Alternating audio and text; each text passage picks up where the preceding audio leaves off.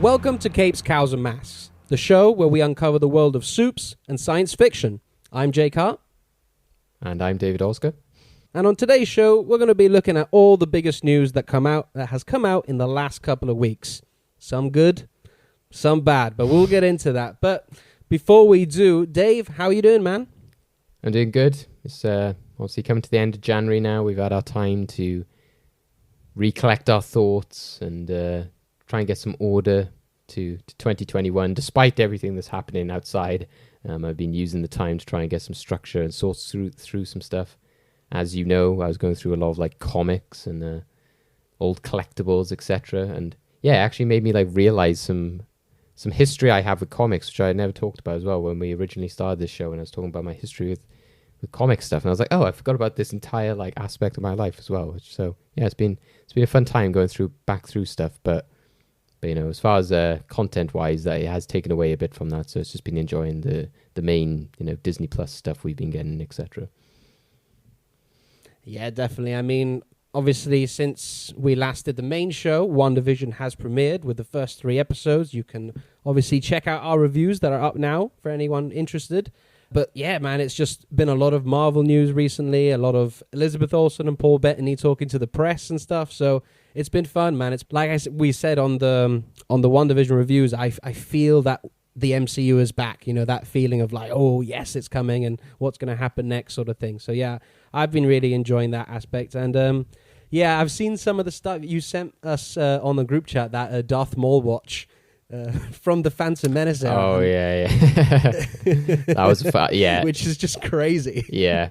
I was talking to you before we recorded about the cartoon Big Mouth on Netflix, and there's like an episode of that with a child has to sort of move in with their father, and they're like, oh, mum, like, please send me my bed in. I'm having to sleep on promotional Phantom Menace pillows at the moment. And I was like, I relate so much to this right now because I had so much Phantom Menace like merch as a kid. And like there was a ring binder folder that I kept. Like I used to do like loads of drawing and stuff when I was a kid, so I forgot that I used to like make my own comics essentially. And I kept like a bunch of those and scripts and stuff in like a ring binder, which was Phantom Menace. And on the one side is Anakin in his pod racer helmet, and on the other side is Sebulba. And I was just like, you know, forget Godzilla versus Kong. This is, you know, the adversaries of the century, according to this ring binder, is, you know, Sebulba and Anakin. When Kathleen Kennedy said the rematch of the century, that's what I'm expecting. That's what she means. Sebulba's coming back. Yeah, it's going to be another pod race. Darth Vader just in a black pod racer. Obi-Wan on the side, like, you can do it, Anakin.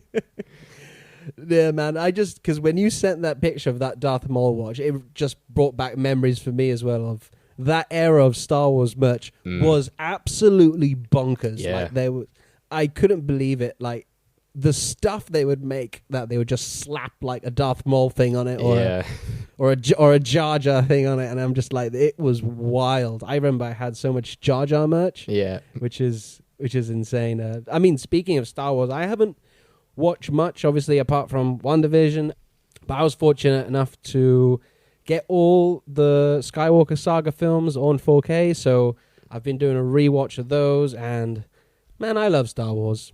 What can I say? Yeah. You know, and what if I told you it's possible to like all 9 Star Wars films? Oh my God. And do you know, I think that's where I am at with Star Wars. Like, obviously I've got the original trilogy are obviously perfect. But, you know, I've got my issues with the prequels. I've got some issues with the sequels. But overall, for me, the good just outweighs the bad so much. And I love the mythos and the lore and the emotional canon and the characters and everything. It brings ultimate joy watching these films. So, yeah, you know, I love all 9. Shoot, you know, you can give me your hot takes on why Rise of Skywalker is a bad movie. That's fine. I'm just going to enjoy it. So that's sort of where I am as a Star Wars fan now. Like, we have criticisms of Mandalorian, but again, overall, it just pleases my heart so much. So, man, I just love Star Wars. Do you know what I mean? Yeah, I think there's so much of it out there as well at the moment. And we've always said, isn't it, you can be whatever type of Star Wars fan you want as well. So, again, you know, I'm waiting for my sort of watch through again to sort of like fully solidify my opinions. But, I was never going to go into those films being like, oh, I'm going to hate this, because, as somebody who grew up like always liking the prequels and always defending them, then I know what that is like. So I was, I always knew this, like, well, this is my Star Wars, whatever they do is never going to sort of be able to touch that kind of thing. So, that's where I saw like I'm down on it, is the fact that like, look, these 6 films are kind of like close to my heart kind of thing. So that you can't touch that. But it doesn't mean that I don't like enjoy and like respect and find loads of avenues and aspects that they did really good. And, it's led to some fantastic stuff within Star Wars, which, like I said, I still can't help but like delve into a lot of it. And I'm really excited for the Disney Plus shows we'll be getting as well. Yeah, I think the future, not just for Star Wars, but nerd culture in general, is looking bright. And, they constantly saying Star Wars is dead, comic book movies are dead, it's getting stale. Well, clearly not, because they're pumping out more content than ever. Yeah. Speaking of content, though, let's crack on with the news, because we've got some stuff to talk about. Let's talk about this, because I just want to get this out the way. I'm tired about speaking about it. You're tired about hearing about it. Let's face it, everyone listening to the show is tired about hearing about it. But it is unfortunately more movie delays. So, like, a couple of ones to highlight here relevant to this show. The Morbius film, that was pushed to October, and then Sony were like, actually, push it to 2022. So that's coming out in January of 2022. That we got to wait a year now for that film. I think that's becoming a New Mutants type of film now, exactly. I think. I'll ask your thoughts about it. With a couple of others as well. Of course, we've got The Kingsman. That's coming out now on the 20th of August. And, oh my God, there apparently is more time to die, because 007 No Time to Die has been moved again to 8th of October. There was obviously a few other films, Ghostbusters and some of others, but I think these are sort of the main ones that people were talking about. Dave, what do you think, man? I mean, I don't think there's really anything else we can say that we haven't said already. Where do you begin, isn't it? I saw somebody on Twitter say something really sensible. They were like, if movie studios are going to keep delaying, why do they keep delaying to winter months? They know how, the pandemic works by now, or how just viral infections in general work. So if anything, like we saw with Tenet and New Mutants, summer is probably the best bet you're going to be able to open a film within a year, like 2021. So why move Bond to let's put it in a winter month where we might be jeopardizing ourselves again? So it's just a lot of weird decisions, but I'm not going to sit here and pretend that I'm like a movie executive. And we've said it before in private conversation. Obviously, we assume that there's a lot of business decisions and a lot of ulterior motives to why they're doing this. But I still think that, delay fatigue is a thing and is going to be a thing. I think it's just damaging these movies. The more you do it, people just lose interest. Like, to me, I feel like I've seen No Time to Die now. I've like, again, I know general audiences aren't all movie buffs. They don't go to the cinema as much as people like me and you. So they probably haven't seen that film trailer 100 times like I have. But at the same time, can you genuinely say that like even just somebody like a family member would then see No Time to Die advertised and be like, oh wow, there's a new James Bond film out, and not just go, oh yeah, there's that James Bond film that I remember seeing like 2 years ago. It's, they might just think it's like, oh yeah, that's probably coming on a TV or something like that. It's, once people have seen something and it's been embedded a bit into our like pop culture and we've seen the visuals of it enough, people just sort of get used to it. And I think that I just don't know why they're clinging on so much. I can understand with like films like Dune, Godzilla vs. Kong, obviously that's a different scenario because they've actually decided to go earlier on that. But if they had decided to delay it, that would have been fair enough because we hadn't seen anything from that film. Eternals, Shang-Chi, all these movies, fair enough. But I just don't think that like, Mulan, No Time to Die, Black Widow, Kingsman are all these films that were like ready to go. And they can't just keep going, oops, sorry. Like it is just literally pulling the rug from under you. You're like, no, it was about to release. You can't just keep going, oh, sorry, I know you were going to wait 2 weeks originally. Before it was like, okay, we have to wait another 3 months. But, like waiting like another year and a half when it was like ready to come out, it's just too damaging, I think. You just have to kind of just bite the bullet. I think it's just ridiculous. Yeah, I'm totally in agreement with you. I think delay fatigue is the thing. I see what they're trying to do because they want to get maximum box office, get all the butts in the seats. But if anything, this is kind of hindering that because, like you said, people are like, oh, I feel as if I've already seen this, the trailers and stuff like that. And eventually, when it does come out in cinemas, I can guarantee you there'll probably be a lot of people who's like, meh, I'll just wait for it to drop on like streaming or something like that. I've waited this long, Yeah, I might as well wait another 3 months for it to come out on the streaming. Which was sort of my mentality with Mulan, where when they dropped that on PVOD, I was like, oh, okay, I was considering it, and then they said, oh, by the way, it's dropping on Disney Plus in December. Yeah. I was like, I'll just wait till then, because I was like, oh, whatever.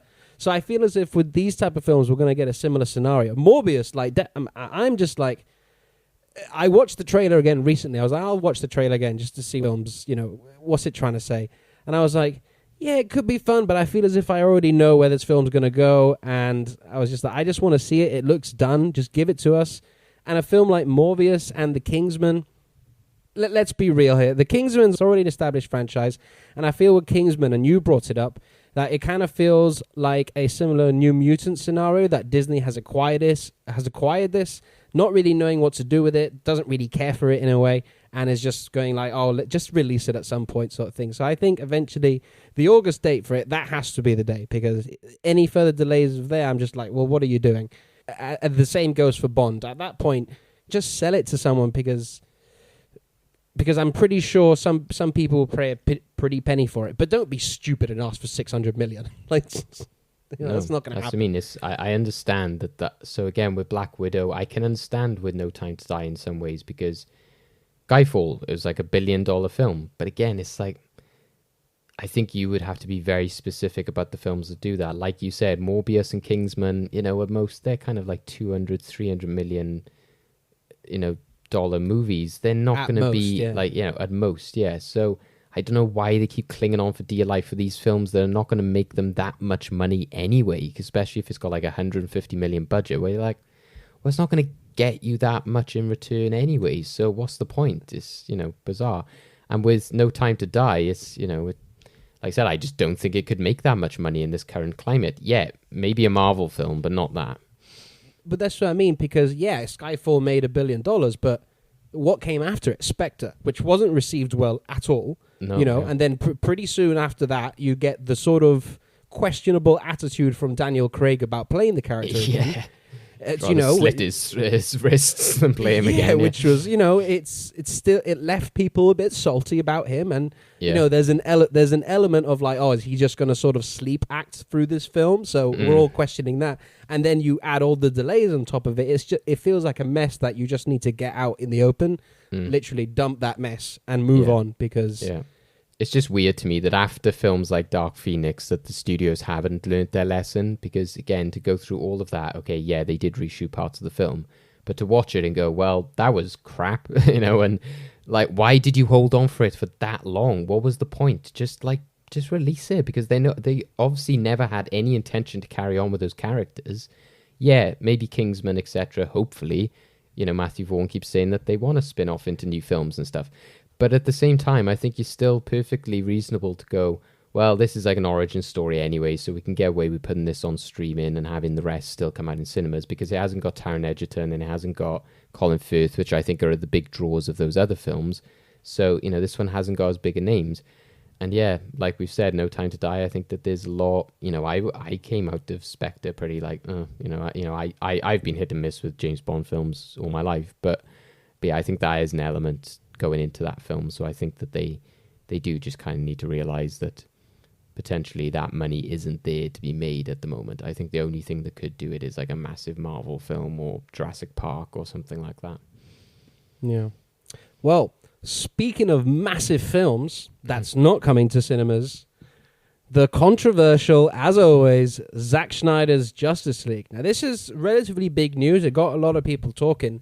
And once again, he's on his social media account, Vero, or doing his stuff, as he loves to play with the fans and stuff like that. And somebody asked him what is the film going to be released in like as a one shot, or is it going to be the 4-hour part series, which was confirmed by Zack earlier on last year, and he has confirmed it is going to be a one shot. It will be a 4-hour feature film. So obviously this is going to be dropping on HBO Max.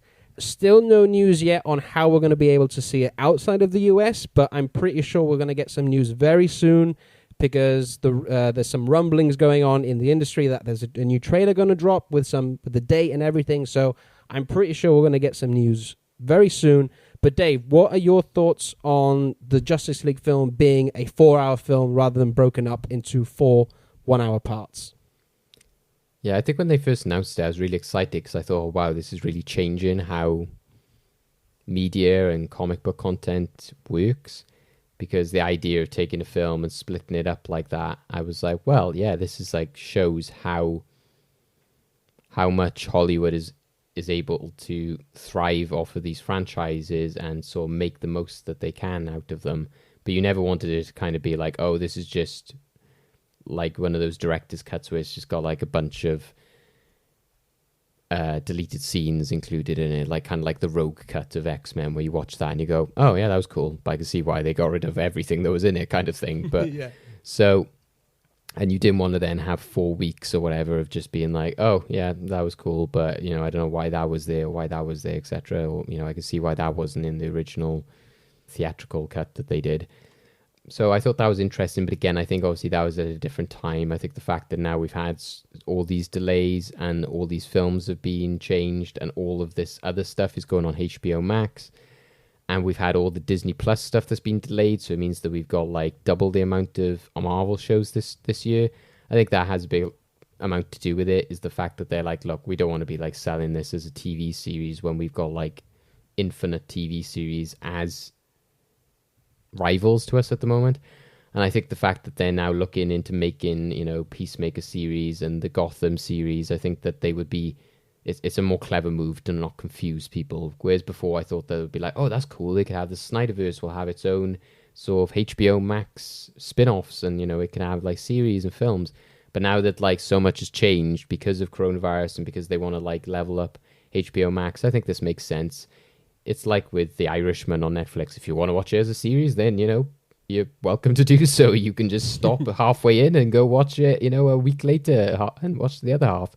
But again, Zack Snyder's a creative, and I'm assuming that either there was the business side of it, which was the whole fact that it might have not worked for the service and for the competition, but also it might have just not worked in the edit. They might have been like, you know what, this seems kind of weird.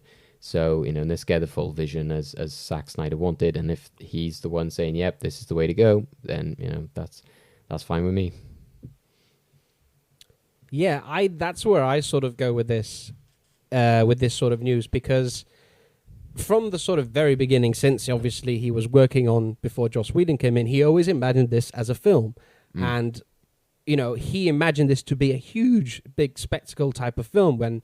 Batman vs. Superman clocks in at 3 hours, his Ultimate Edition. Man of Steel is 2.5 hours. His Watchmen, the Ultimate Cut, that's 3.5 hours. So Zack Snyder has always been known for these big, long, epic type of films. So that's when they first announced that they were going to do it into 4 separate parts. I thought, okay, that's interesting. But the way I look at it is that I looked at that and go, that's a business move to keep subscribers coming back rather than, subscribing, watching it, and then sort of canceling the subscription. I thought, okay, that's a cleverer way of keeping the subscription people there. But at the same time, I was thinking, from the get-go, I was like, I don't know how that's going to work as an edit, because a TV show, the way a TV show is edited is completely different to how a film is structured. So it would seem really weird for maybe an hour into the film for it to be like a cliffhanger. I'd be like, well, that doesn't quite work. So maybe, like you said, I think maybe because he's editing right now, he's finishing up all the visual effects, he's looking at it and he's going, I don't think this is going to work. And he's telling the guys, look, I know you want to, for the business, you want to keep this weekly and subscription, but I think this is better as a one-shot, as a 4-hour epic. And, the whole reason this is happening is to fulfill his vision. So in a way, they kind of want to make him happy, keep him happy, and there we get what is very much Zack Snyder, a long 4-hour epic. And if he had it his way, he's probably got an option in there to watch it in black and white as well. Yeah. Well, Warner Brothers probably as well might have had a say in that. They might have been like, look, we've got too much content now. We can't do this weekly because, as we know, Disney Plus, likes to have, and Netflix will be like, Friday, this is our new film. This is our new series. They don't like to conflict, have multiple things coming out. So again, if they got Godzilla versus Kong or another one of their, In the Heights or some other HBO Warner Brothers film coming out, they're not going to want to have that and, a part of, the Snyder Cut coming out. So it makes sense for that as well. Yeah, man, I'm really excited. To add a little bit more news to the Snyder Cut, it was Henry Lennox confirmed that he's going to be in the film as Martian Manhunter, and he confirmed he did go on and do some reshoots with Zack. So what do you think of that? That's really interesting because he's been teased by Zack Schneider for ages now, like on his Vero, his little drawings of Martian Manhunter and stuff like that. So for me, as a DC fan and a Justice League fan of the animated series, I'm just really excited that we get to see this guy. And Henry Lennox as well. It's a pretty good casting for Jon Jones, if you ask me. Yeah, that's why I was missed from the DCU in general and the film was, I never felt that like Cyborg quite fit. So I was like, oh, why don't we have like Green Lantern and Martian Manhunter from that animated series? Because it worked so well. So, I'm not getting my hopes up too high because it might just be a fleeting cameo sort of thing. But it is still a nice touch. And, again, it's kind of like they did with Avengers and stuff, even though we might have not had original members like the Wasp and stuff like that. You get little tidbits and clues to certain characters. And we were redeemed later on, where we did actually get, Hope Van Dyne and Ant-Man, etc. later on. So, I hope it just means that we will get this character in all his glory later on. And if he has a bigger role in the film, then my expectations have, then, I'm going to have even more fun. So, yeah, I think it's great casting, and I'm excited to see him because, I just fed up of some of these DC characters being like TV level. The fact that, it's nice that he was in the Supergirl show, but I don't like the fact that they're just like, oh, yeah, Martian Manhunter's like TV level heroes. Like, no, like, it's like, do what Marvel's doing. Like, Vision, they put him up on a pedestal. They said, yeah, he deserves to be in like a big, franchise and then have his own series and everything. So, the same with Martian Manhunter, like, put him in like the main films and make him a member of the Justice League. I think it's really important. That's a really good comparison, actually, having Martian Manhunter as like the Vision of the Justice League. That sort of really kind of makes sense. Yeah. Even though he's not an android, he's an alien, but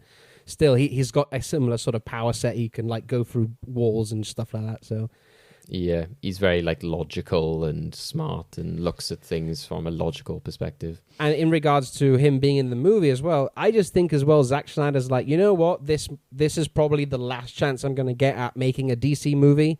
I'm just going to have fun and throw it all in there. Do you know what I mean? Why the fuck not? He's got nothing to lose at this point, I think. So yeah. Guy also rocks a blue coat. So, it's great with an awesome big red X in the middle. Yeah. Right, let's go to the other side of things. That's the MCU. And that's not WandaVision, as everyone's talking about. It's a very surprise casting announcement. Well, it's not confirmed quite yet, but we can pretty much say it is confirmed because we got all the major outlets pretty much saying this is happening. It's a done deal.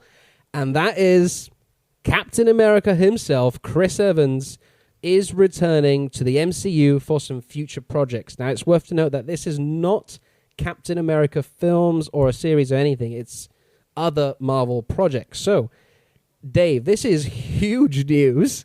What was your sort of first reaction? I'm sure you saw it on your phone or something, and as soon as I saw it, I was like, my jaw just dropped. I was like, no way, because at first I thought it was fake.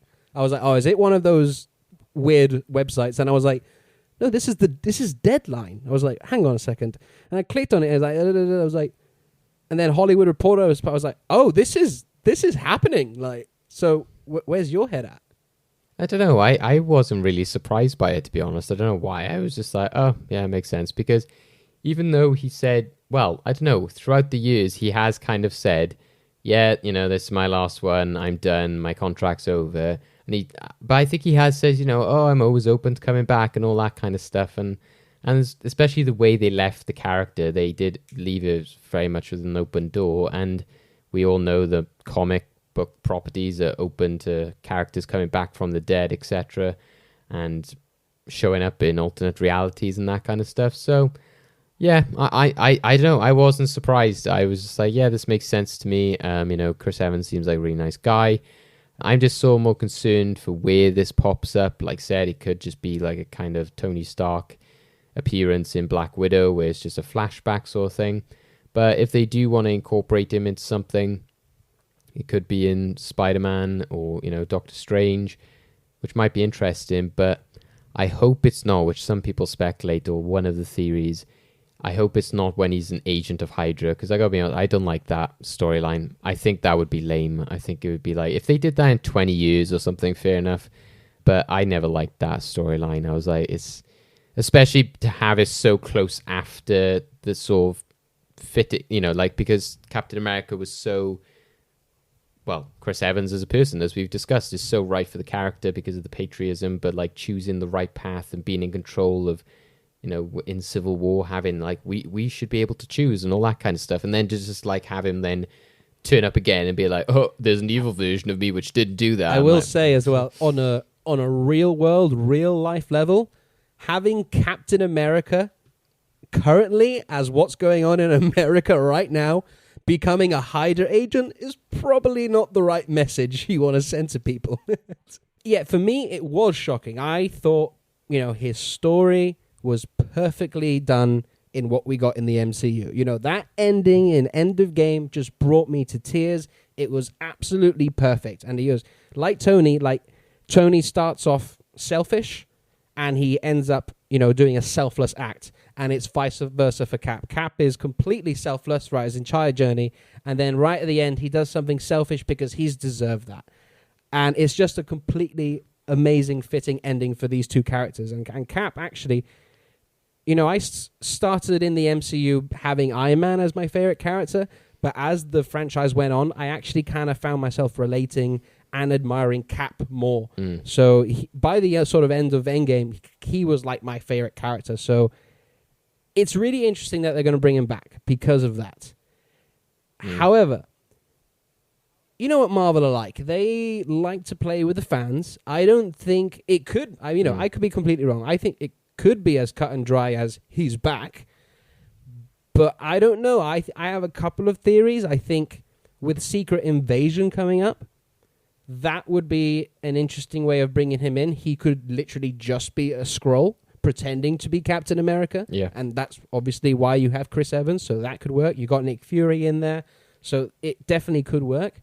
Another theory that you sort of pointed out is Doctor Strange. Well, with the multiverse stuff, it could maybe just be like a cameo, like, oh, there's another Captain America in that multiverse or whatever, and he's like, he looks up and he sees the hole, like, something. He's Captain Canada. It's exciting, man. I mean, Chris Evans tweeted, I love the tweet. He was like, news to me, with like the shrugging emoji. Yeah. And I was like, well, that means nothing, because Marvel actors have, recently Tatiana Maslany was like, no, I'm not She-Hulk, I'm not a She-Hulk. And then at Disney Investor Day, and She-Hulk will be Tatiana Maslany. Is that what? Yeah, so... yeah, I think I would have been surprised if it was like Cap 4 is being made or something like that. I think that would have made me go, oh my God. So, but like you, I hope it's just some sort of like fun cameo, alternate reality thing. A Skrull, I think, would be a really good alternative. But nothing that meddles with the story of Cap, like you said, because it ended so perfectly. I think that they should just leave that as it is, and anything else we see from him is just an alternate reality version of him. And also, another important reason why they shouldn't do that Agent of Hydra thing is because we had that brilliant joke in Endgame, which was, in the elevator scene where he's like, "Hail Hydra." I was like, you've done it now. That was the funny, joke to that. You don't need, it would kill the joke. Definitely. I think if you were to do the Agent Hydra thing, just do it in like the What If animated show as a one-off shot, like an episode. Yeah, or just have another actor play Captain America. I think I don't even mind if they do like, oh, evil Cap, yeah, we do that all the time, evil Superman and stuff. But I don't think you should have the face of that be the guy who's been the face of the real Cap. I think you would have to make that that separation, because like you said, because it's important for society at the moment where they need to differentiate these two versions Well, of the the characters. thing is, we're also going to kind of get an evil Cap in Falcon and the Winter Soldier with US Agent, that's it. And then, obviously, if we believe that Falcon and the Winter Soldier is the story of Falcon eventually adopting the mantle of Captain America, how's that going to work if Steve Rogers is coming back in some capacity? So he's just going to be like, thanks for holding my shield, man. I'll take it back now. Yeah. Ultimately, I just don't want to see Chris Evans as a villain. He's just too nice a guy. That's all it is. Speaking of villains, though, and questionable heroes, let's go over to The Boys. Now, as you all know, me and Dave absolutely adore The Boys show. Like, season 2 was my favorite show of the year. I think it was your favorite show of the year as well. Love everything they're doing. And Eric Kripke, one of the showrunners, he tweeted a picture of a script titled Hero-gasm. So everybody was absolutely going crazy for this. Well, I say everybody who's read the actual comics of this. And Hero-gasm is, what do you ask it is? It's essentially a superhero orgy. Does what it says in the tin. It's very fitting for The Boys and the tone they've set up. Well, in the comics, that is, I should say. So you know how in comic books, whenever they do like these big sort of world-ending events, sort of like Crisis on Infinite Earths, that all the heroes get involved, Endgame, stuff like that, you know? Infinity War, where all the heroes come together. In The Boys, what the Seven do and all the other superheroes is they say, we're going off-world to fight this this alien that's coming to destroy Earth and stuff like that, so we'll be away for so long. And then what they actually do is that they actually have this private island and they just go absolutely crazy on drugs, sex, and it's just, it's vile, it's vulgar, it's definitely The Boys. Like, if you guys haven't read the comics, I don't know if I should recommend it to you, but check out the 6-issue storyline Hero-gasm. It's just crazy, and it's so out there and wild, and I recently read it, and I was like, oh my God, how are they going to do this in TV formats? Because when they first announced The Boys, I was saying that. I was like, whoa, that's bold moves. Like, how do you translate that into a show? Because it's so out there. It's so in your face. It's so vulgar. And they've been doing that. They've been really pushing the bar, pushing the boundaries of what a TV show can do, what a superhero show should be. And it looks like they're going to push the bar even more. And I know you're not familiar with Hero-gasm, Dave, but basically from my little explanation there, do you think this is a great addition to the season 3 of The Boys? I mean, I think it perfectly suits the tone they've already set up. Yeah, well, I took your advice as well and searched up some of the panels, and I'm like, oh my God, wow. Yeah. It's crazy. I think I agree with you. It makes a lot of sense. I think there's also been a kind of, without having read the comics myself, but from what I've seen and heard and looked into, there's kind of been a lot of references so far in the series to certain comics and runs as well. So maybe episode titles or certain storylines. So while they might have not gone there completely in those storylines, because Eric Kripke has kind of made them individual in that way as well, depending on the era that it's taking place in and that kind of stuff. I wouldn't be surprised if this is something like that, in which it's a nod to that, but whether it's going to be as batshit crazy or not, I don't know. Especially the context of where the characters are currently after season 2. I can imagine what you said, the whole like go to an island thing. I can imagine Homelander would want to do that. Like, come on guys, just like go chill out. But again, I can't like imagine somebody like Maeve or Starlight being there. So I think that it seems like it could work within the context of the story that he's set up, that they might go there just to like go wild, after they've had like a lot of pressure and that kind of stuff. And there's going to be some crazy stuff there. But at the same time, it's kind of like, what's that character with the stretchy genitalia called? I forgot his name, yeah. I'd imagine it's a bit like that. It's a kind of like, oh, look, there's that character from the comic, and like he's got, he's an actual character within that, within that series, whereas like here it was kind of just like a fun nod to him.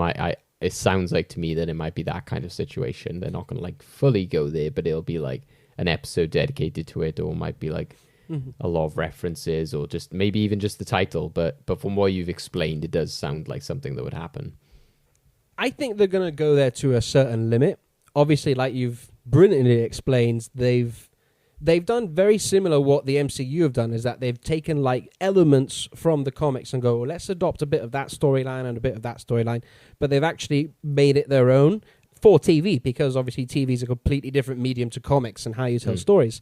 And I've said it before, I kind of prefer the TV show to the comics because it's got so much more nuance to it. While the comics is just very much in your face, look at this, like sort of with the more vulgar side of things. But I think they definitely could do it because it's just the one episode 6 of season 3. I think they might probably use the setting and, you know, the fact that it is this sort of superhero orgy thing. But where the 7 and where the boys are now, character-wise, you could definitely play around with that in that setting. So it'd be fun because it's all set up by Vought as well. And at the same time, while all the heroes are doing all this dirty stuff, you know, the boys are on the island as well, like staking them out and gathering intel and stuff like that. So it definitely feels like we could get a big element of this storyline in the show. So I hope we do. And I do hope, you know, they push the bar. Like, let's see them go for it, you know, because Eric Kripke's been saying recently that, you know, Amazon are letting us do our thing. And he's been wondering, I'm going to write this, but they're probably going to say no. And then when he gives it to them, they're like, sounds great, cool, go ahead. And he's like, whoa. So I can imagine with this episode, he's probably challenging himself to see how far can I push this. So we'll see. Well, we all know there's the image that season 2 ended on with Homelander. That's very so I true. guess that's like, you know. The guy's got blue balls. Yeah. We'll finally see the end to that story. Right, so let's go on to our last story of the day. And of course, it's the big one. It's the other greatest gladiator match in the history of the world. A clash of titans. And that is Godzilla versus Kong. We finally get our first look with a full-length trailer, and it's everything you expect it to be. It's just this epic clash of two of the biggest monster greats in cinema history. Dave, what do you think of the trailer, and are you as excited as I am for this film? We'll talk about the release stuff in a bit, but what do you think of the trailer? Well, I really liked the first Godzilla. I was a bit disappointed that they just like killed off, you know, spoiler, but they just killed off like Bryan Cranston and stuff. But at that stage, everyone was like, oh yeah, Bryan Cranston, he was like a big thing. Aaron Taylor-Johnson was like up and coming. But it was kind of just, you know, this film is about Godzilla. It wasn't really about them. I really enjoyed King of the Monsters. I saw that twice, actually, both times on IMAX, because I just had that much fun. And it was such a great popcorn movie. And I think that was a big aspect of it. And that lends a lot to this movie. So I was very pumped for this because I enjoyed the last one so much. But I gotta say, I wasn't feeling this trailer that much. I know you said beforehand about people who didn't like it and stuff. I wouldn't say I didn't like it, but I didn't like the music choice. A lot of people didn't like King of the Monsters, and a lot of critics slammed it. I was really against it because I was like, look, this is just a fun popcorn film. But not on the level of like Transformers. Some people say that about things like Transformers. I'm like, no, those films are just stupid and sexist and like, you know, grease people up for no reason. Whereas I felt that something like King of the Monsters was kind of just, it had the right level of knowing what it was and still paying tribute to like the old Godzilla films.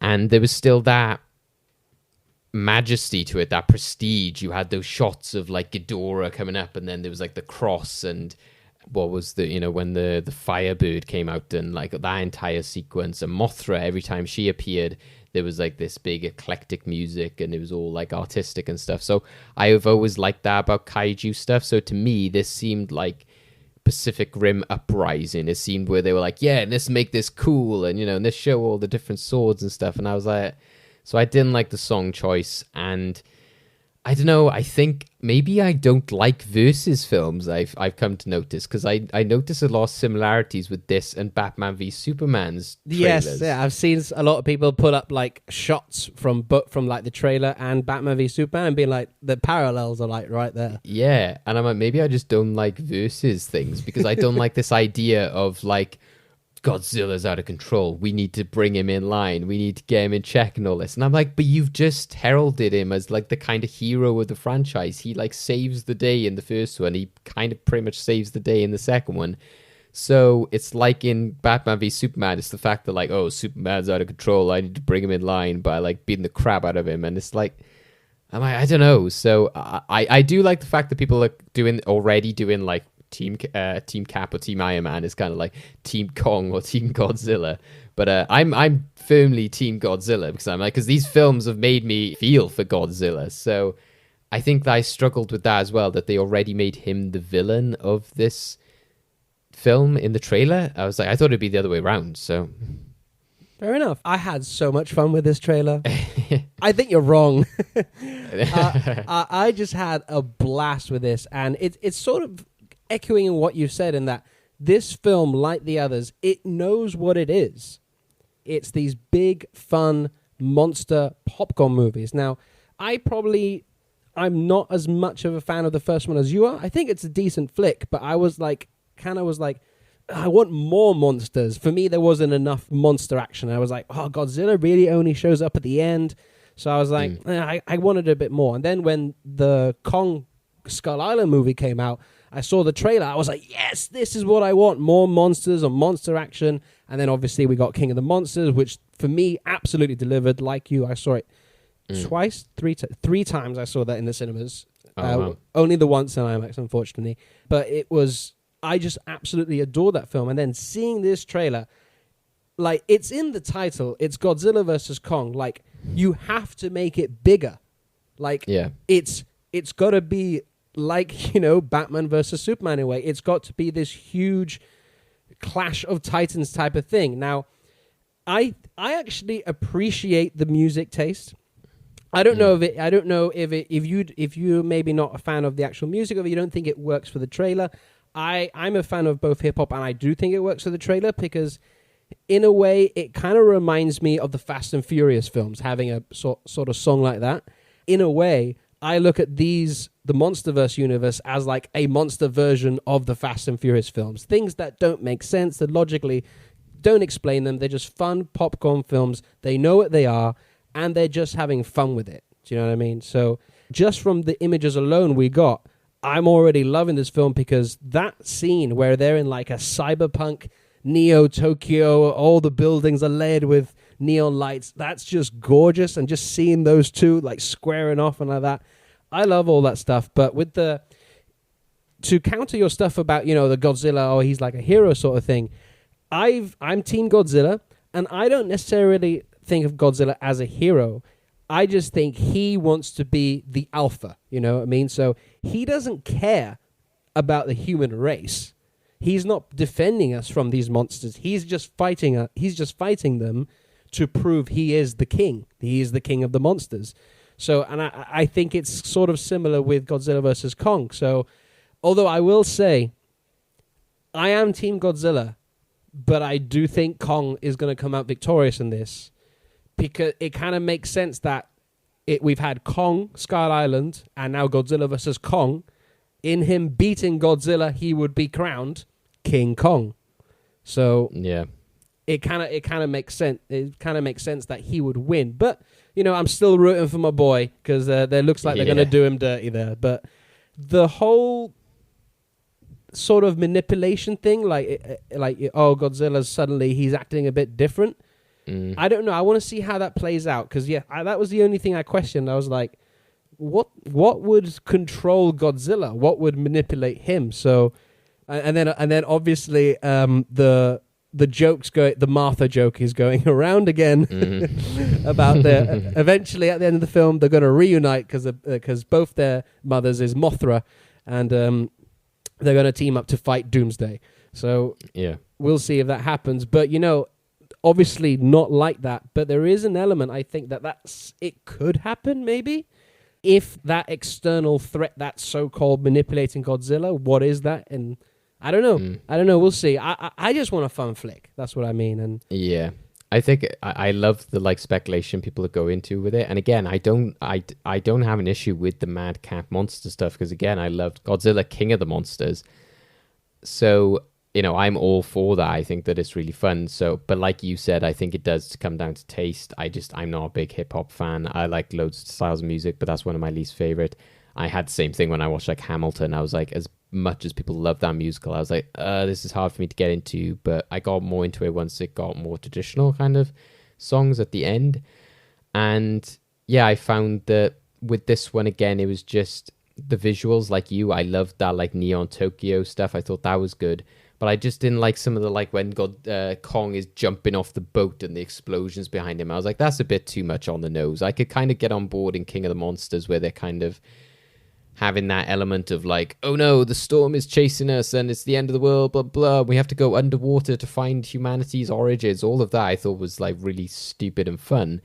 And it was kind of referencing those end of the world movies. But I don't want it to be at the cost of the integrity of Godzilla and Kong, in which Kong then becomes Bruce Willis, like jumping away from explosions and that kind of stuff.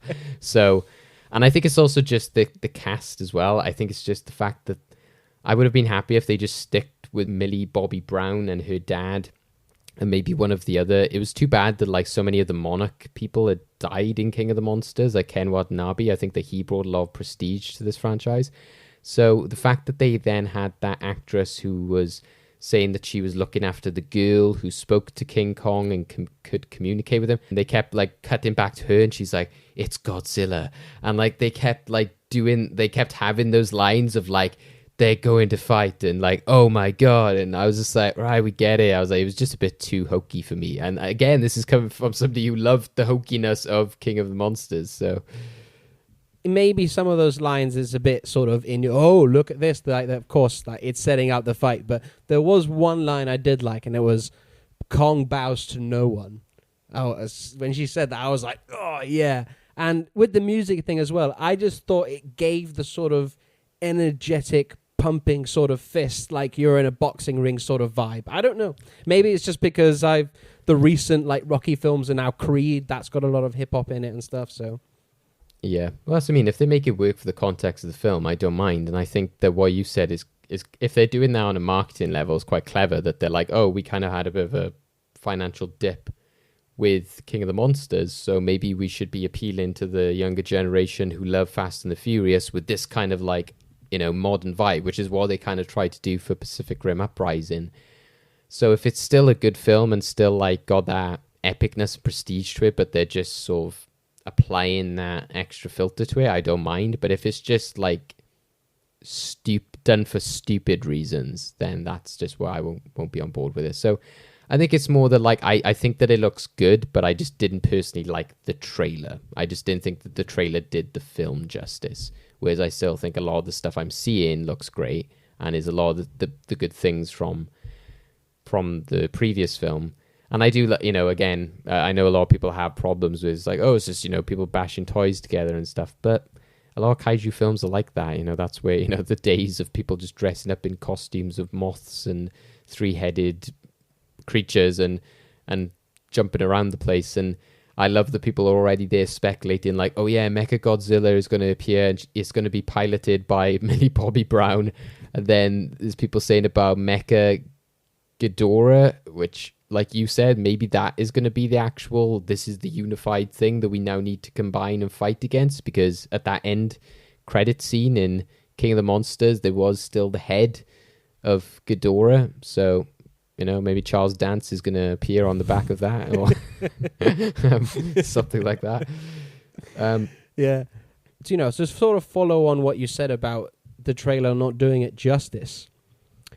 Let's talk about the actual release date, because watching this trailer, I was like, oh my God, this film looks massive. It looks huge. Do you know what I mean? This film needs to be seen on the biggest screen possible with like the best sound system possible. And I'm watching it on my, you know, I've got a 4K TV. It's a pretty good size, but I'm still like, this is way too small to watch this film. So it kind of made me even more mad that, about the fact that they go, oh, this film's going to be premiering on HBO Max and in theaters when it open. So I was like, okay, I'm hoping by May there might be something, probably not, but I'm fingers crossed. But then they go ahead and move it up to March, which to me just seems, what are you doing? I understand it's like, oh, we want more people to come to HBO Max earlier, get some more subscribers. I was like, but you've got the Justice League coming out in March. That's your big attraction in that month. Like, why are you moving this big, huge film that deserves to be seen on the biggest screen possible, taking the opportunity away from people, especially us over here in Europe, where, there's probably the majority of Europe now is in some form of lockdown and will be in lockdown for a while. We're definitely not going to be open in March, I tell you that. So I don't know. I just really disappointed in this move. I question it. I'm like, why? Yeah, I think like everything is just, I kind of just saw it as like, whereas unlike things like Kingsman, which I had maybe more of a personal connection to, I just kind of saw it as more like 2021 release madness. I was just like, there's like another thing on top of the pile of just like you said, like, why? What are you doing? I was like, but I didn't get like strong feelings towards it because I just kind of saw it as another like, all right, well, let's just see how this goes. It's like Wonder Woman again. It's just like, we'll just watch the madness unfold of like, them thinking that, I don't know, it doesn't even seem like they're, what I was thinking about earlier when I watched the trailer, and actually what I was thinking in terms of not enjoying the trailer was as much, I would be actually tempted to say, you know what, regardless of what the cinema situation is, like if it was on rental, I think this is one of the few films, one of the big blockbusters I would go, I'm going to wait. I'm going to see maybe if it does come out in the cinema at some point, because that trailer to me, like you said, looks like it needs to be seen on the big screen. And if it does come out on the small screen and there isn't cinemas open, I will go, no, like I said, Black Widow, I think that, yeah, I would begrudgingly watch it on a television, but, ultimately hope that I would get to see it later on because, again, you want to know what everyone's talking about. But that, I would be like, you know what? No, I'm just going to wait, because I think it needs to be seen on the big screen. And if they do want to, like, push it ahead, what I was thinking is maybe they want to push it for the Asian market because it is such a strongly connected franchise to places like Japan, and I don't know whether China has like a history of strong box office performance with the Godzilla films or not, but maybe they're bringing it forward because they want to try and get it into the Asian market before summer, depending on what might happen there in terms of their releases. So maybe they've seen a gap there, and maybe they're hoping that there'll be a bit more box office from that side of the globe. So when they look at a global release, they think like, oh yeah, Asia's got all this money for us, whereas of course, unfortunately, Europe sometimes does give Hollywood a lot of money, but the UK specifically doesn't give as big a chunk as somewhere like China can. So that might be an element of it. Something I just looked up as well, and this was a big part of whether I was on board with this project as well. The guy who directed King of the Monsters, a lot of the reason I loved what he did with that was because he like took elements of like the old kaiju films, and like I said, he was very knowingly like, this is a stupid end of the world disaster film, but he still added that prestige to it.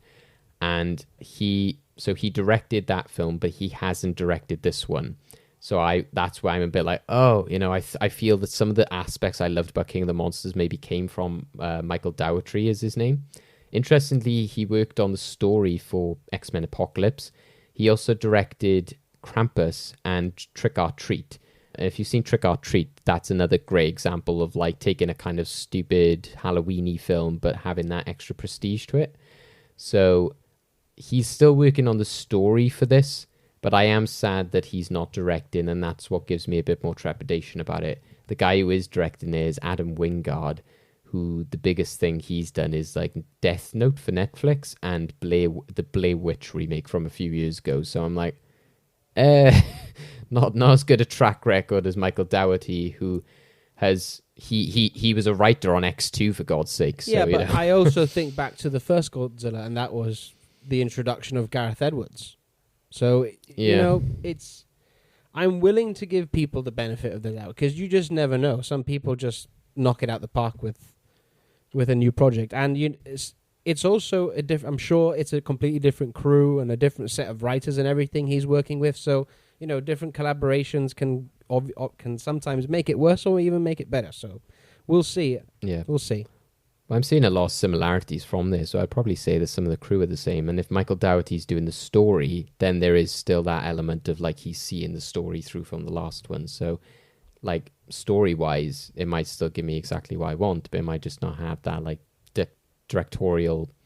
I don't want to say flair because that's probably unfair. It might just not be to my preference of what Michael Dougherty does and what I like in a director for a blockbuster than what Adam Wingard might do. But again, it might have just been the trailer. I just didn't like the trailer, but I think the film does look good and it has some amazing shots and visuals and stuff. Yeah, we'll see. We'll see. I think I'm with you. I think as much as I really want to see this, I'm going to see what the situation is like closer to the time of the release. And if the UK does seem like we might get something in the summer, maybe, then I'm hoping they might open with, we got these films that is like a backlog or something like. Yeah. So yeah, I'm gonna hold on just to see how it goes. But yeah, we'll see. Much anticipation for that film. And with that is the end of the news, Dave. Let's get out of here then. We've spoken about a lot. Some Marvel, some DC, some monsters. So on our next show, we're actually going to be doing a discussion piece, and it's going to be about the DC animated movies. So DC have a good track record, I would say, with all their animated films. So we're going to be going in depth, talking about some of the films we like, some of the films we maybe didn't like. Why are they so popular? Why do they maybe get it better than the live action stuff? So yeah, plenty of stuff to discuss there. And we will also be bringing on a special guest, but we will wait until the show to talk about him. So in the meantime, though, you can follow us on Twitter and Facebook. We're at Capes, Cows and Masks. And, if you liked us, subscribe, follow us to Anchor, Spotify, Apple Podcasts. And if you're feeling generous, also give us a review. And if you're like us and huge MCU fans, also check out our WandaVision reviews. We'll be doing weekly reviews with special guest Tom Gapper, and we're having a good time so far. So spread the word, share the love of CCM to all your friends. Dave, where can the people find you? You can catch me on Twitter at David Osgar, that's Osgar. You can also catch me on Letterboxd and on the website I run, edit, and write for, which is freshtakehub.com. Hopefully we've got some great stuff coming out this year. There's been loads of stuff that's been delayed and been in the pipeline, so hopefully now again, going through all that stuff, now that I've been able to sort out my old comic book collection, hopefully I can get these projects finished, because obviously they hold up production on websites. Yeah, I'll go with that. So stay tuned for that. Like I said, please do check out the WandaVision reviews that we WandaVision. Sorry, I've been going through old school books as well as comic books. WandaVision series review that we're doing. The last one was me and Tom, so that'll be the latest one out, where we're talking about Now in Color. So yeah, we had a great time discussing that. And please, like I said, if you check out my Twitter, then you'll be sure now that certain individuals are not on Twitter, then I'm in a much happier place, and I'm just posting pictures of Lego minifigures to cheer up everyone's day. Oh my God, well, I saw that when you did the one of Emmett in the bath. Cracked me up. You bust me up, Dave. I put him on the soap holder now. It's kind of like, he'll cheer me up every day. I'll like get up in the morning, wash my hands, thanks, Emmett. Everything is awesome. And you can follow me on Twitter and Instagram at SweatyJake, and also check out my Letterboxd, where I've got plenty of hot takes on films I've been watching. So with that, everyone, please stay safe, take it easy, and we'll see you very soon on the next episode of Capes, Cows, and Masks.